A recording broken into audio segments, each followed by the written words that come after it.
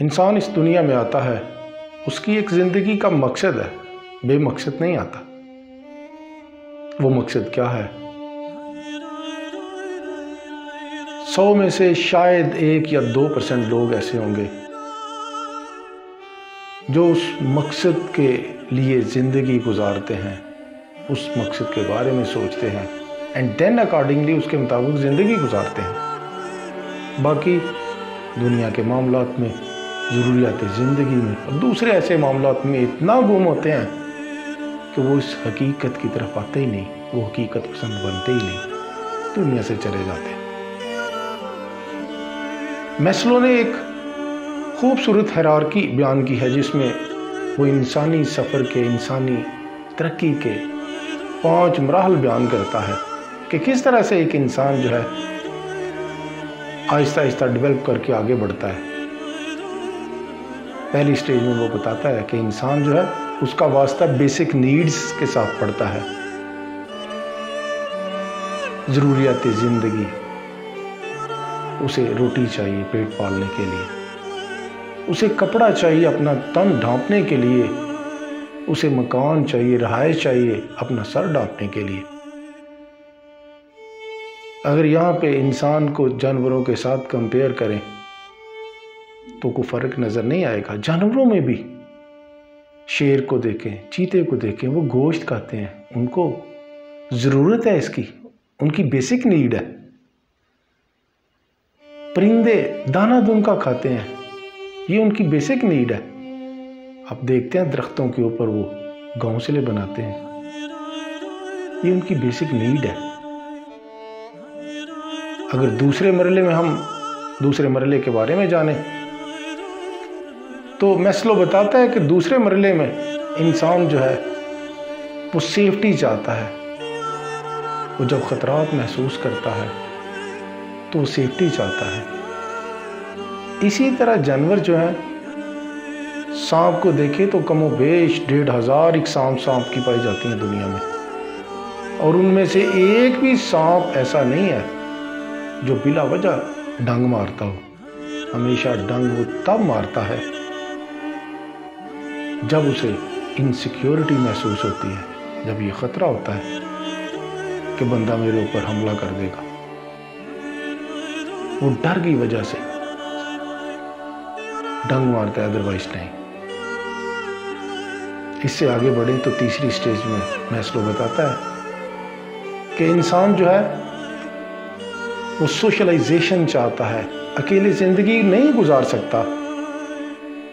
اسے کپڑے کے لیے ٹیکسٹائل ملرز جو ہیں ان کا مرہون منت ہونا پڑتا ہے، خوراک کے لیے کسان کا مرہون منت ہونا پڑتا ہے، رہائش کے لیے مزدوروں کا، کنسٹرکٹر جو ہیں ان کا مرہون منت ہونا پڑتا ہے۔ اسی طرح اور ضروریات زندگی کو پورا کرنے کے لیے دوسروں کا مرہون منت ہونا پڑتا ہے۔ ایک دوسرے کے ساتھ مل جل کے رہنا، چلنا اس کی مجبوری ہوتا ہے۔ یہ ساری چیزیں جب انسان کی پوری ہو جاتی ہیں، کھانا پینا اس کے پاس ہے، رہائش ہے، گاڑی ہے، بنگلے ہیں، آرام دہ زندگی ہے، گارڈ ہے، سیکیورٹی ہے، سارے معاملات جب ہیں تو پھر وہ سیلف اسٹیم چاہتا ہے۔ وہ چاہتا ہے دوسروں کو پتہ لگے کہ میں بھی دنیا میں آیا ہوا ہوں۔ رائے فارم ہاؤس، ٹوانا فارم ہاؤس، ملی فارم ہاؤس، اسی طرح اور بہت سے نام وہ اپنے آپ کو دیتا ہے۔ دوسروں کو پتہ چلے کہ فلاں گاؤں میں، فلاں شہر میں ایک چودھری رہتا ہے، وہ دوسروں کے معاملات کو سنتا ہے، ان کو کھانا وغیرہ کھلاتا ہے، دوسرے معاملات کرتا ہے، لوگ وہاں پہ بڑھے جاتے ہیں، فلاں چودھری بہت زیادہ مشہور ہے۔ سیلف اسرشن چاہتا ہے، خود کو منوانا چاہتا ہے۔ وہ یہ ایسی سٹیج ہے جس میں اگر وہ گم ہو جائے تو اسے دوسری چیزوں کی کوئی پرواہ نہیں رہتی، اور یہیں پہ وہ زندگی گزار کے آگے چلا جاتا ہے، حقیقت سے ناآشنا رہتا ہے۔ اور جب یہ سٹیج انسان پار کر لیتا ہے تو اس سے آگے 5ویں اور آخری سٹیج میں سیلف ایکچولائزیشن ہوتی ہے۔ پھر وہ دنیا کے معاملات سے، دنیا کی ضروریات سے ماورا ہو جاتا ہے، یہ سوچنا شروع کر دیتا ہے کہ میری زندگی کا مقصد کیا ہے، میں اس دنیا میں کس لیے آیا ہوں، اللہ نے مجھے کیوں پیدا کیا ہے، یہ دوزخ، یہ جنت کیا ہے، ان ساری چیزوں کا باہمی ریلیشن کیا ہے۔ اس طرح کے سوالات وہ سوچنا شروع کر دیتا ہے۔ یہاں پہ امام مالک رحمۃ اللہ علیہ فرماتے ہیں کہ انسان جو ہے، انسان کی دنیا میں دو طرح کی پیدائش ہوتی ہے، ایک جب وہ ماں کے پیٹ سے دنیا میں آتا ہے، اور دوسری پیدائش جب وہ جہالت سے، گمراہی سے ہدایت کی طرف، روشنی کی طرف آتا ہے۔ دوسری اگر پیدائش دیکھیں تو یہ ضروری نہیں ہے وہ سارے لوگوں کی ہو، اس شاذ و نادری وہی بات کہ 1-2% لوگوں کی ہوتی ہے۔ پہلی پیدائش تو سبھی لوگوں کی ہے، لیکن دوسری پیدائش 1-2% لوگوں کی ہے۔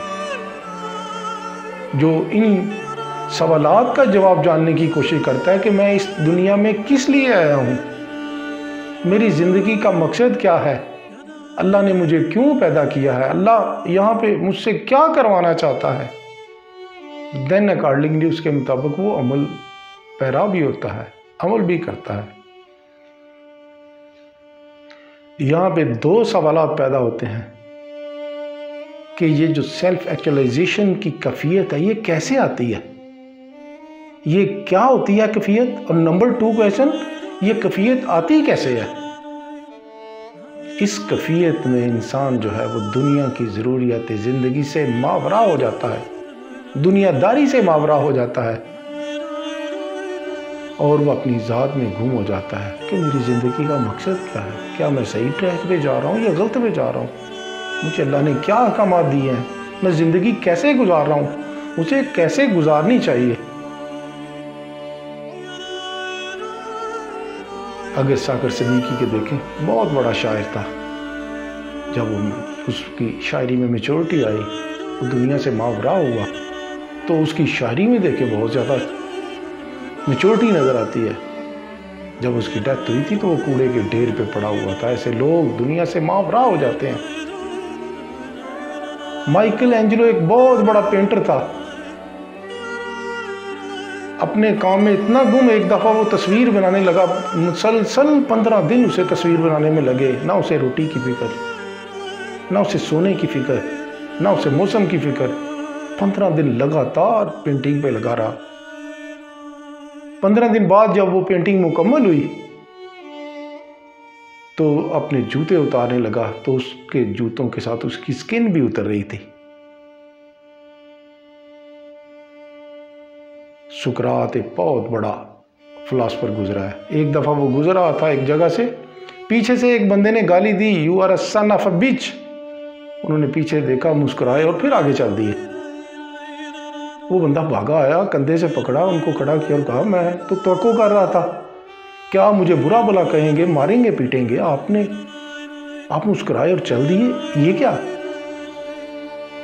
سقراط نے کہا جو آپ نے مجھے کہا ہے وہ حقیقت نہیں ہے، I am not son of a bitch۔ اور دوسری بات یہ کہ میں آپ کے اس طرح کے سوالوں کا جواب دینے کا میرے پاس وقت نہیں ہے، جواب دینا مناسب بھی نہیں سمجھتا۔ یہ ایسے لوگ دنیا سے ماورا ہو جاتے ہیں، دنیا کی ضروریات زندگی سے ماورا ہو جاتے ہیں، وہ حقیقت سے آشنا ہو جاتے ہیں۔ دوسرا سوال کہ یہ کیفیت آئے کیسے آتی ہے؟ ایک دفعہ واصف علی واصف صاحب کے پاس ایک بندہ آیا، آگے کہا حضور ایک سوال پوچھنا چاہتا ہوں۔ انہوں نے کہا پوچھو۔ اس بندے نے کہا حضور یہاں انسان دنیا میں آتا ہے، اس کی زندگی کا مقصد کیا ہے؟ واصف علی واصف صاحب نے کہا 1 ہفتے بعد میرے پاس آنا، میں اس سوال کا جواب دوں گا۔ وہ بندہ چاہتے نہ چاہتے ہوئے چپ رہا اور چلا گیا۔